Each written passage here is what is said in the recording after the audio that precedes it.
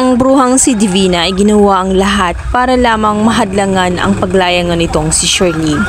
Wala siyang pakialam kahit mamatay pa nga itong si Charlene. Ngunit dahil nga sa bida nga itong si Charlene ay talagang hindi mangyayari ang kanyang gusto. Magtiis siya at manigas siya. Nakalaya ng tuluyan itong si Charlene. At malalaman pa niya ang kabalastugan na pinagagawa nga ni Divina dito sa kanyang asawa. Dahil na rin sa isang katulong ang nagsumbong sa kanya. Galit na galit itong si Charlene matapos niyang makita sa kanyang mga mata ang kakaibang pag-uusap nga ng dalawa. Itong si Divina at itong si Raymond. Halos magkadikit na nga ang kanilang mga mukha. Kulang na lang ay magkapalit na nga sila ng mukha. Kaya noon pa man, tama ang kanyang mga hinala at kutob na hindi pinapansin ni Raymond na ito nga si Divina ay linalandi siya. Buong akala nga ni Raymond ay hallucination lang lahat nitong si Charlene. Ngunit ngayon napatunayan na niya ang lahat-lahat na talagang gustong ahasin Divina ang kanyang asawa. Kaya naman ginawa niya ang lahat nang sa ganun mawala siya sa tabi ni Raymond at magawa niya ang kanyang mga plano. Sa kabilang banda, sa pag-aakala nga nilang patay na nga itong si Onse ay nagkakamali sila sapagkat tinulungan si Onse ng isang kaibigan para makaligtas at nagpalamig hanggang sa siya ay tuluyang gumaling.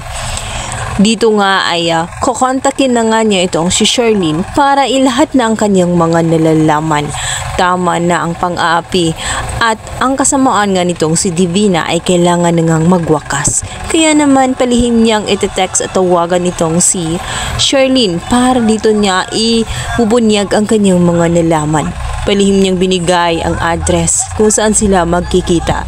Dito na nga ay magugulat itong si Charlene dahil hindi agad nagpakilala itong si Onse kung sino siya. Sinabi lamang niya na may nalalaman siya tungkol sa kaso na kanyang kinaharap at nagulat itong si Charlene pagkatapos nang dumating siya doon sa kanilang tagpuan ay si Onse ang naroon. Noong una ay naguguluhan itong si Charlene. Ano ang kinalaman ni Onse sa kaso na kanyang kinaharap? Wala kasi siyang malay.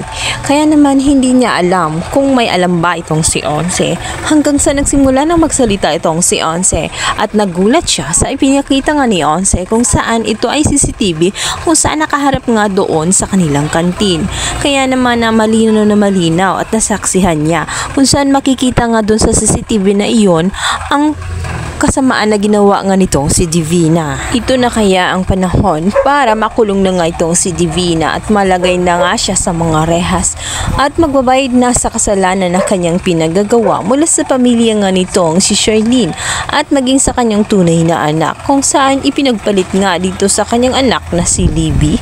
Malalantad na ba ang lahat? Yan ang ating pakabangan sa lalong umiinit na tagpo na prinsesa ng City Jail. Please don't forget to like and subscribe my YouTube channel. Thank you guys.